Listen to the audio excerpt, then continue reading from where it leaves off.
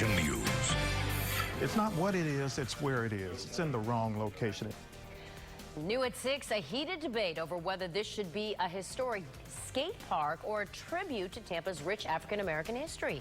Good evening and thanks for joining us. I'm Wendy Ryan. And I'm Jameson Euler. Brendan is off tonight. It's a debate over the future of a downtown Tampa park with an established past. And Mayor Bob Buckhorn has already made it clear which side he's on.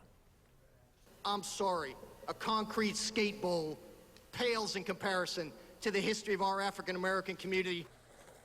That was during Buckhorn's State of the City address 8 days ago. Today, people who agree with the mayor and those who don't faced off. New at 6, our Carson Chambers is live at that concrete skate park they call the Bro Bowl. Carson, this is quite a showdown. It is. I was the only reporter at that public meeting today, and it was really intense.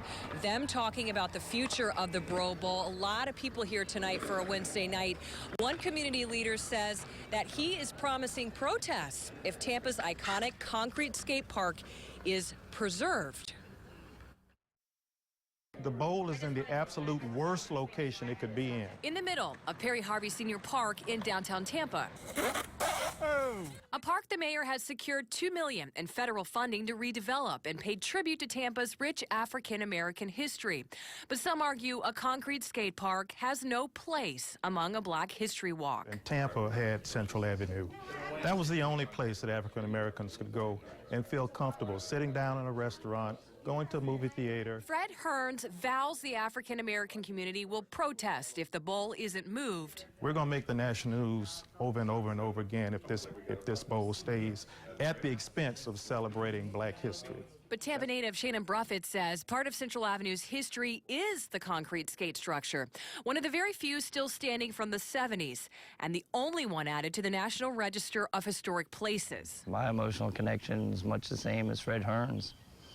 It's, you know, my heart's there. Bruffett grew up skating here, so did a lot of inner city youth, right alongside the biggest names in the skating world, including Tony Hawk. Well, it's just like any other important historic structure in Tampa.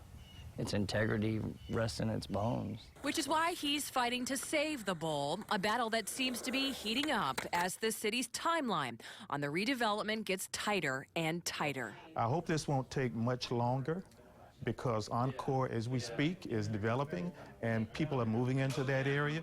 They deserve a park. Now, there is a tight timeline on that $2 million in federal grant money. Encore housing is already well underway, and the city wants to move on the park development right next door here in the next couple of months. But ultimately, it will be Mayor Bob Buckhorn's decision on how it goes. Live in Tampa, I'm Carson Chambers, ABC Action News.